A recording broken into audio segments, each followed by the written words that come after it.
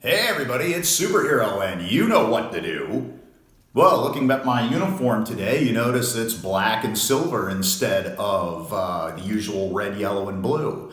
Well, I'm celebrating today. I'm wearing Sandman colors from Logan's run in 1976 because I finally got my hands on a DS sleep gun replica from Logan's run. This is one of my favorite guns in science fiction history. It's even got an LED in it, you can see there. And I'm pretty happy to have this. It's a really good quality replica that I got from Devlin and Associates LLC on eBay. If you want to look for it, I'll put a little link up at the bottom here in a couple of minutes. It's really well done. I think it's 3D printed, but don't quote me on it. We'll take a closer look at it. Okay, you can see here, it is a really nicely done replica. I don't know if the light here is showing it off well enough or anything, but it actually looks metallic. They did a really nice job on this one. There we can fire the, yeah, you can see down the LED is really bright. I can also tell, here's a little bit of super nerd trivia for you.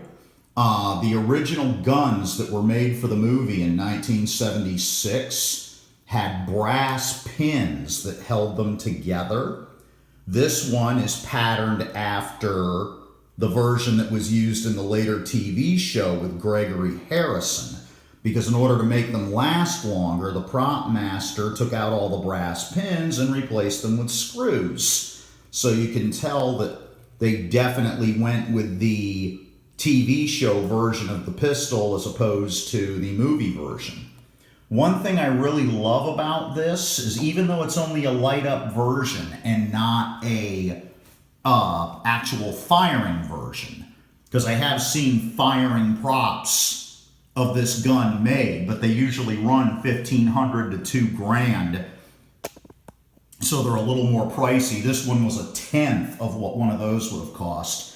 But how those worked was you would load them up back here with calcium carbide, and there was like a little atomizer and some pressure created by the calcium carbide. When you mix some water in there, it would come out through the atomizer, and there was a glow plug here that you would turn a little switch on and heat up the glow plug, and that's how they got the fire for the Logan's Run pistols that were used in the movie. The guy that made this one even replicated the little glow plug here, even though he really didn't have to, because it's kind of like a hidden mechanism that made it work. But I love the fact that they put the glow plug on this one.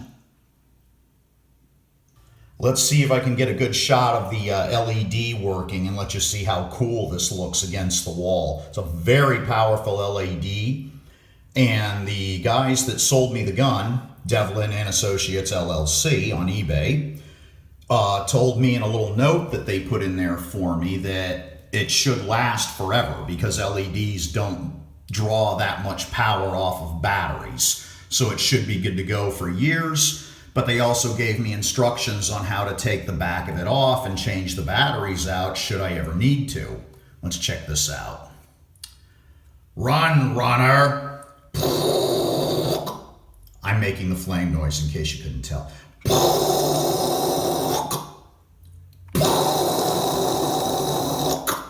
Isn't that cool? Man, I love this thing. I am 50 years old now, and I have wanted one of these since I was 8 years old. I think this is just the coolest thing. I always loved Logan's Run as a genre. I actually prefer it to some of the other genres out there like Star Wars. Not as much as Star Trek, but I do like it more than Star Wars. I've read all the books, read all the comics, even watched the TV series with Gregory Harrison. It was very short-lived, but it was good. Don't know why, but I just always had an affection for Logan's Run. They keep saying they're going to do a remake of it, But, and William F Nolan, who wrote the original book, says Warner Brothers cuts him a check every year to keep the rights, but then nothing ever comes of it.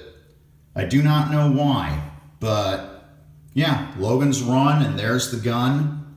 Micheal York actually said that the guns in real life, if you listen to the DVD commentary, he says the guns that were the actual props were complete and total junk. He said one of them even went off in Richard Jordan's holster.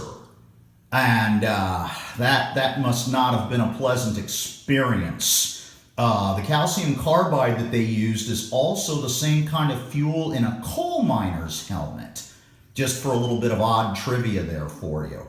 That creates the light in a coal miner's helmet. But yeah, it's definitely sleek looking if it didn't work well as a prop in actual practice. Yeah, he'll say in the DVD, he says, oh, they worked when they felt like it, and one went off in Richard's holster. So for being so sleek and so fondly remembered, the actual props weren't anything to write home about. But they did look good on film, and that's Hollywood magic for you.